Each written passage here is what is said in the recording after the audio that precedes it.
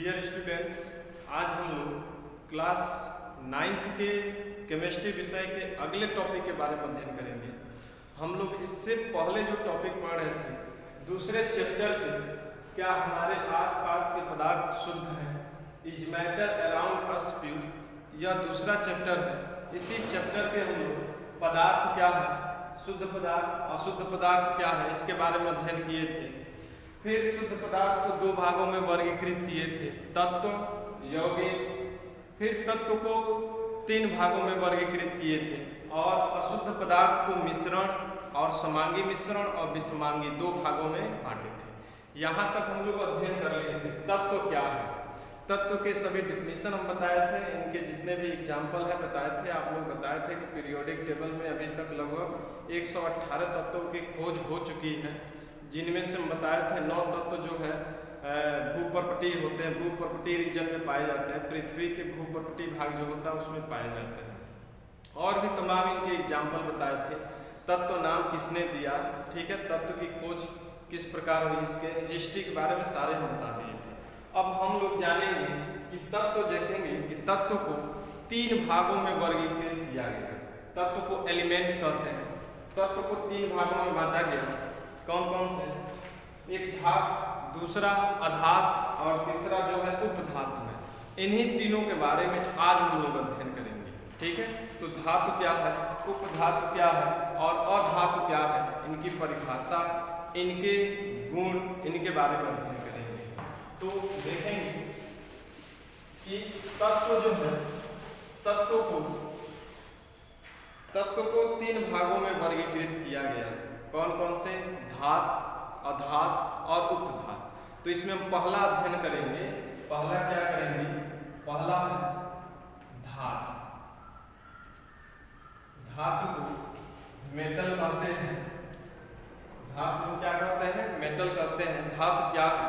आप लोग इससे पहले भी कक्षा 8 में, 7 में, 6 में पढ़े होंगे कि धातु जो होता है विद्युत और ऊष्मा का सुचालक होता है, ठीक है। धातु में विशेष चमक पाई जाती है, ये सब पढ़े थे। वास्तव में ये डिफिनीशन नहीं है धातु का, यह धातु का गुण है, धातु का गुण है, ठीक है, जो क्लास 6, 7 और 8 में पढ़ाया जाता था। क्योंकि वो लोअर क्लास है तो उसमें उनके गुण के ही आधार पर उनके डिफिनीशन बता दिया जाता था। लेकिन यहाँ पे कक्षा 9th में अब आ गए, आप लोग हायर क्लास में आ गए हैं, तो धातु का डिफिनीशन कुछ बदल जाएगा। देखेंगे धातु किसे कहते हैं, धातु की डिफिनीशन क्या होती है। तो धातु जो होते हैं वे तत्व होते हैं जो अपने सामान्य रासायनिक अभिक्रियाओं में एक या एक से अधिक इलेक्ट्रॉन को त्याग कर धनायन बनाने की प्रवृत्ति रखते हैं। उन्हें हम क्या कहते हैं? धातु कहते हैं। एक बार और डिफिनीशन सुनिए। धातु जो होते हैं वे तत्व होते हैं जो अपने सामान्य रासायनिक अभिक्रियाओं में एक या एक से अधिक इलेक्ट्रॉन त्याग कर धनायन बनाने की प्रवृत्ति रखते हैं। उन्हें हम क्या कहते हैं? धातु कहते हैं। आज के बाद से यही डिफिनीशन आप लोग हमेशा याद रखिएगा। कोई भी अगर धातु का डिफिनीशन पूछे तो यही डिफिनीशन आप लोग को बताना पड़ेगा, ठीक है। तो धातु क्या होते हैं? धातु जो होते हैं वे तत्व होते हैं जो अपने सामान्य रासायनिक अभिक्रियाओं में एक या एक से अधिक इलेक्ट्रॉन त्याग कर धनायन बनाने की प्रवृत्ति रखते हैं। धातुओं को सामान्यतः धन विद्युतीय तत्व भी कहा जाता है, क्योंकि इस पे धनायन पाया जाता है, धनावेश पाया जाता है, इसलिए धन विद्युतीय तत्व कहलाता है, ठीक है। देखिए जैसे एग्जाम्पल में धातु कौन कौन से हैं, उनके एग्जाम्पल कैसे? जैसे सोडियम है, पोटेशियम है, कैल्शियम है, मैग्नीशियम है, एल्युमिनियम है, ठीक है। ये सभी के सभी धातु हैं। ये सभी के सभी देखेंगे अपने बाहरी कोश से इलेक्ट्रॉन को एक या एक से अधिक इलेक्ट्रॉन को त्यागने की प्रवृत्ति इनमें पाई जाती है। देखेंगे सोडियम है, सोडियम के बाहरी कोश में 1 इलेक्ट्रॉन होता है, सोडियम के बाहरी कोश में 1 इलेक्ट्रॉन होता है और ये 1 इलेक्ट्रॉन त्यागने की इनके अंदर प्रवृत्ति होती है, ठीक है। तो ये बना लेगा। देखेंगे कि जितने अपने बाहरी कोश से कोई धातु इलेक्ट्रॉन त्यागता है उतना ही उस पर धनावेश आ जाता है। जितना इलेक्ट्रॉन त्यागेगा उतने ही संख्या में धनावेश आ जाता है। सोडियम एक इलेक्ट्रॉन त्यागता है तो इस पे धनावेश 1 आ जाएगा, इसे सोडियम आयन कहेंगे। क्या कहेंगे? Sodium ion. और इलेक्ट्रॉन जो होता है ये बाहर निकल जाएगा, इलेक्ट्रॉन ऋण आवेशित होता है, इसीलिए E- लिखे, ठीक है। और यहाँ से जब इलेक्ट्रॉन निकल गया है सोडियम के बाहरी कोश से तो एक इलेक्ट्रॉन निकला है तो एक ही धनावेश आ गया। उसी तरह कैल्शियम का देखेंगे, कैल्शियम जो है ये अपने इसके बाहरी कोश में 2 इलेक्ट्रॉन होता है, ठीक है। कितने होता है? 2 इलेक्ट्रॉन होता है, तो 2 धनावेश होगा। क्या होगा? 2 धनावेश होगा और 2 इलेक्ट्रॉन निकालेगा। कितना निकालेगा? 2 इलेक्ट्रॉन निकालेगा। उसी तरह एल्युमिनियम देखेंगे, एल्युमिनियम जो है ये अपने इसके बाहरी कोश में 3 इलेक्ट्रॉन होते हैं। एल्युमिनियम के बाहरी कोश में 3 इलेक्ट्रॉन होते हैं और ये 3 इलेक्ट्रॉन को बाहर निकालता है, तो इस पे 3 धनावेश आ जाएगा, 3 धनावेश आ जाएगा। 3 इलेक्ट्रॉन एल्युमिनियम अपने बाहरी कोश से निकाल रहा है, इसलिए इस पर 3 धनावेश आ जाएगा और 3 इलेक्ट्रॉन निकल गया। तो मैं डिफिनीशन में ही बताया कि वे तत्व जो अपनी सामान्य रासायनिक अभिक्रियाओं में एक या एक से अधिक इलेक्ट्रॉन त्यागने की प्रवृत्ति रखता है उसे हम क्या कहते हैं? धातु कहते हैं। तो ये सभी के सभी है, देखिए इलेक्ट्रॉन को त्यागे हैं और सब पे धनावेश आया है, इसलिए ये सभी के सभी क्या है? धातु। क्या है? धातु।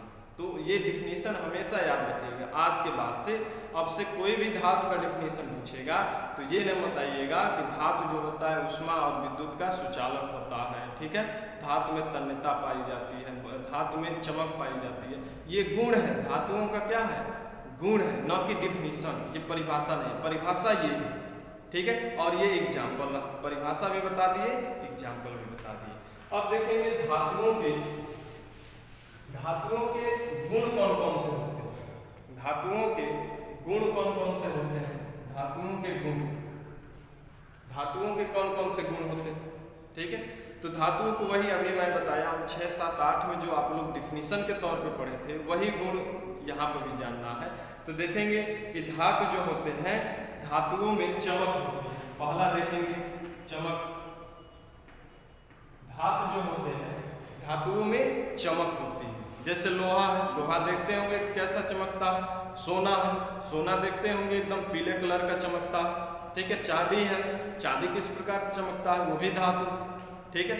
तो जितने भी धातुएं होती है धातुओं में कोई न कोई विशेष प्रकार की चमक पाई जाती है। इस चमक को हम धात्विक चमक कहते हैं। क्या कहते हैं? धात्विक चमक कहते हैं। तो धातुओं में चमक पाई जाती है और प्रत्येक धातु में विशेष प्रकार की चमक होती है। अब ऐसा नहीं है कि सोने में पीला है तो वैसा ही चमक सब में हो, नहीं, सब में अलग अलग प्रकार की अपना एक विशेष चमक पाया जाता है, ठीक है। तो देखेंगे अगला जो है बी जो होगा, ठीक है। धातुएं जो होती हैं, धातुएं ऊष्मा तथा विद्युत के सुचालक होती है, ठीक है। सुचालक धातुएं जो होती हैं ऊष्मा तथा विद्युत के सुचालक होती हैं। धातुओं में अगर विद्युत धारा प्रवाहित किया जाए तो विद्युत धारा आसानी से उसमें फ्लो कर जाएगा, ठीक है। इसीलिए धातुओं से ही मिलकर वायर बनाया जाता है। जितने भी बिजली के केबल वायर बनाए जाते हैं सभी के सभी धातुओं के, कॉपर हो सकता है, ठीक है। इसके अलावा एल्युमिनियम हो सकता है। तो ये सब बनाए जाते हैं, इसीलिए वायर बनाया जाता है क्योंकि विद्युत धारा उसमें प्रवाहित की जाती है। इसके अलावा धातुओं में धातुएं ऊष्मा के सुचालक होते हैं, अर्थात उसमें ऊष्मा प्रवाहित किया जाए, हीट प्रवाहित किया जाए तो ऊष्मा भी उसमें संचरित हो सकता है धातुओं में। इसीलिए धातुओं में ऊष्मा के सुचालक होने के कारण ही धातुओं से ही बर्तन बनाए जाते हैं। जैसे कढ़ाई है, ठीक है, लोहे की भी कढ़ाई बनती है, ठीक है। और भी विभिन्न प्रकार के बर्तन बनाए जाते हैं धातुओं से ही बनाए जाते हैं, एल्युमिनियम से भी बनाए जाते हैं, ठीक है। तो ये याद रखिएगा, सुचालक होने के कारण ही बनाया जाता है, ठीक है। अगला है कि धातुएं जो होती हैं, से जो होता है धातुओं में तन्यता पाई जाती है, धातुओं में तन्यता पाई जाती है, ठीक है। जितने भी धातु होते हैं धातुओं को अगर पकड़कर खींचा जाए तो वो वायर में कन्वर्ट हो जाते हैं, वायर में रूपांतरित हो जाते हैं। जैसे सोना, सोना को अगर खींचा जाए, ठीक है, तो एक पतली सी वायर में बदल जाता है। तो इनमें तन्यता पाई जाती है, अगर खींचा जाए तो लंबा हो जाएगा, क्या हो जाएगा, लंबा हो जाएगा। ठीक है, तो ये याद रखिएगा, तन्यता पाई जाती है। धातुओं में अघात वर्ध्यता होती है, धातुओं में ये बता दें,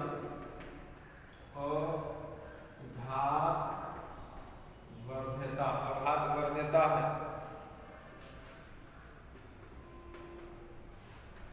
ठीक है, जितने भी धातुएं हैं अगर उसको हथौड़े से पीटा जाए तो उसे पतले चादर में रूपांतरित किया जा सकता है, इसी को हम अघात वर्ध्यता कहते हैं।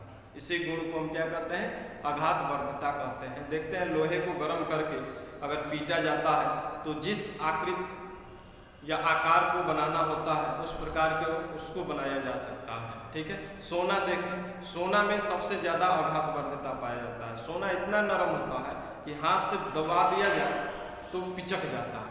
ठीक है, अगर खींच दिया जाए तो वो बढ़ जाएगा अपनी लंबाई में, और हथौड़े से पीटा जाए तो बहुत जल्दी वो चादर के रूप में रूपांतरित हो जाता है। तो धातुओं में अघात वर्ध्यता पाई जाती है, ये भी एक गुण होता है। धातुएं जो होती हैं इनमें से विशेष प्रकार की ध्वनि निकलती है। जितने भी धातु हैं, लोहे पे पीटो देखो कैसा ध्वनि निकलेगा, सोने पे पीटो उसका ध्वनि कैसा, चांदी पे पीटो इस पे देखो, कापर पे पीटो, यानी सभी धातुओं में अपना एक विशेष प्रकार की ध्वनि भी होती है जो कि पीटने पर ध्वनि निकलती है। ठीक है, ध्वनि निकलने के कारण ही देखेंगे कि मंदिरों में जो है घंटे बनते हैं, जो घंटे वो घंटे धातुओं के ही बने होते हैं, क्योंकि घंटे जब धातुओं से बनेंगे, घंटे को बजाएंगे तो उसमें से ध्वनि उत्पन्न होगी। तो याद रखिएगा कि धातुओं में विशेष प्रकार की ध्वनि भी उत्पन्न होती है।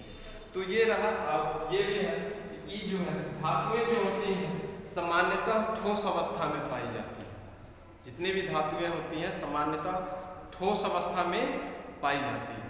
ठीक है, धातुओं की गलनांक जो होता है उच्च होता है, ये भी एक गुण, धातुओं का गलनांक जो होता है उच्च होता है।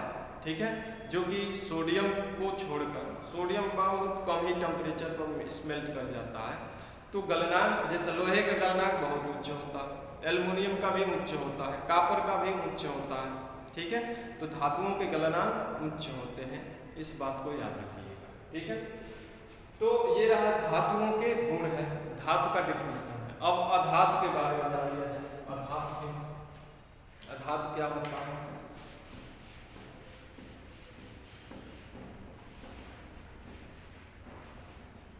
अधातुओं के बारे में दूसरा जो है अधातु नॉन मेटल कहते हैं। ठीक है, अधातु क्या, जस्ट इसका विपरीत डेफिनेशन बताएंगे, धातुओं के जस्ट विपरीत। धातुओं में बताए थे कि जो भी धातु होते हैं अपने बाहरी कोश से इलेक्ट्रॉन को क्या करते हैं, त्याग करते हैं, त्यागते हैं, और उस पर क्या आ जाता है, धातुओं पे धनावेश आ जाता है। लेकिन जस्ट इसका उल्टा होगा अधातुओं में, यानी इसमें जो भी धातु अधातु होते हैं वो इलेक्ट्रॉन को क्या करते हैं, ग्रहण करते हैं, इसलिए इन पे ऋणावेश आ जाता है।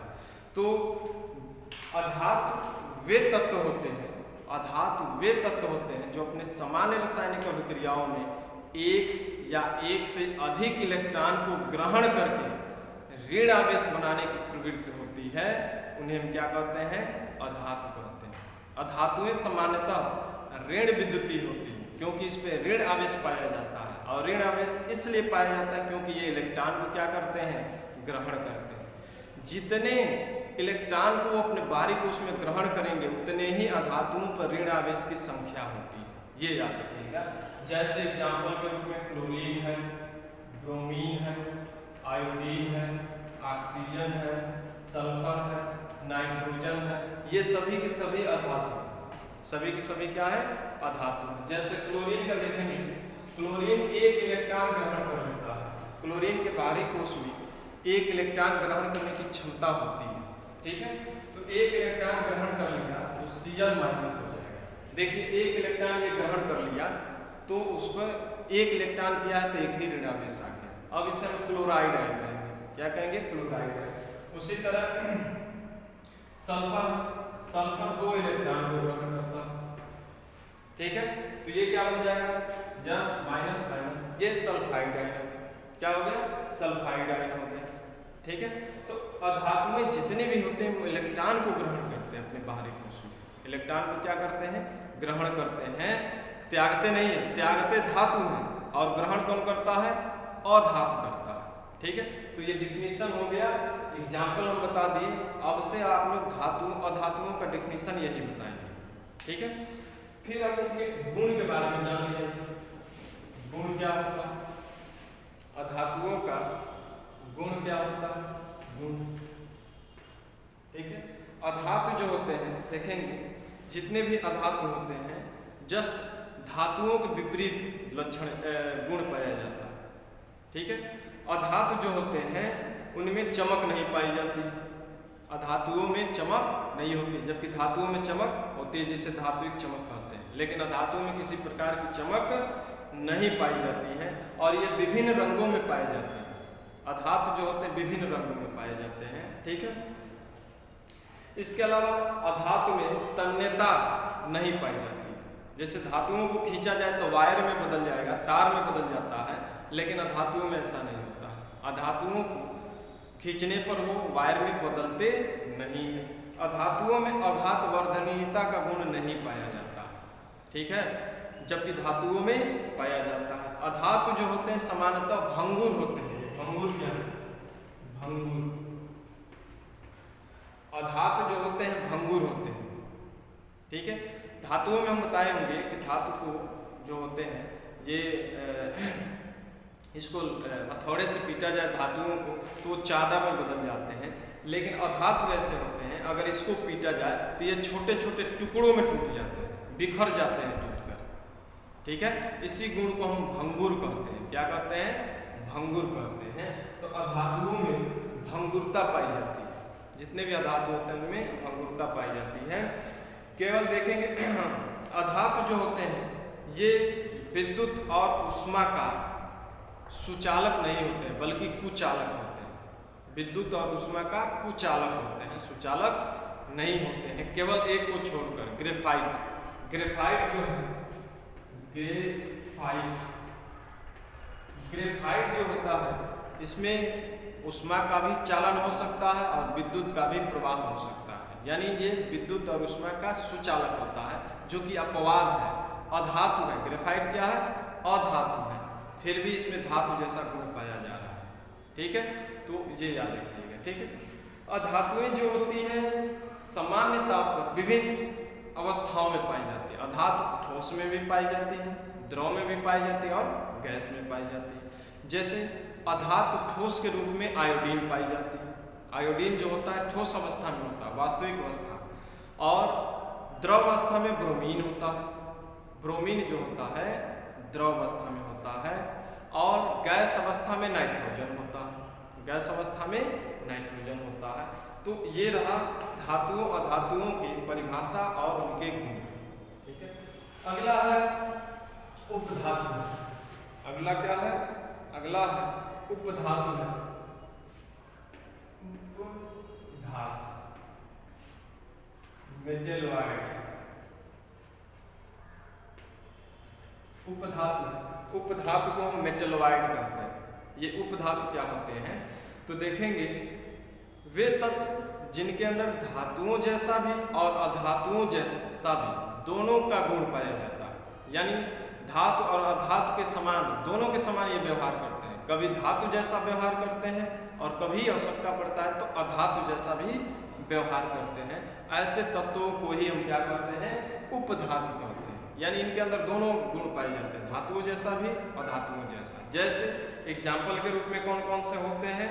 तो जर्मेनियम होता है, जी, ठीक है, आर्सेनिक है, As, बोरान है, P, ठीक है, सिलिकॉन है, एंटीमनी है, Sb, एंटीमनी है, Sb को एंटीमनी कहते हैं, सिलिकॉन है, बोरान है, आर्सेनिक है और जर्मेनियम है।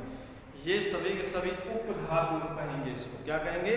उपधातु, यानी धातु जैसा व्यवहार भी करते हैं और अधातु जैसा भी व्यवहार करते हैं। ठीक है, तो ये रहा धातु और अधातु का और उपधातु का डिफिनीशन। अब लास्ट देखेंगे क्या बच रहा है। आप लोग बताए थे कि शुद्ध पदार्थ को दो भागों में वर्गीकृत किए, एक तत्व और एक यौगिक। तो तत्व को तीन भागों में, धातु, अधातु, उपधातु, जो कि बता चुके हैं। अब यौगिक के बारे में जानेंगे। यौगिक क्या होता है? यौगिक, यौगिक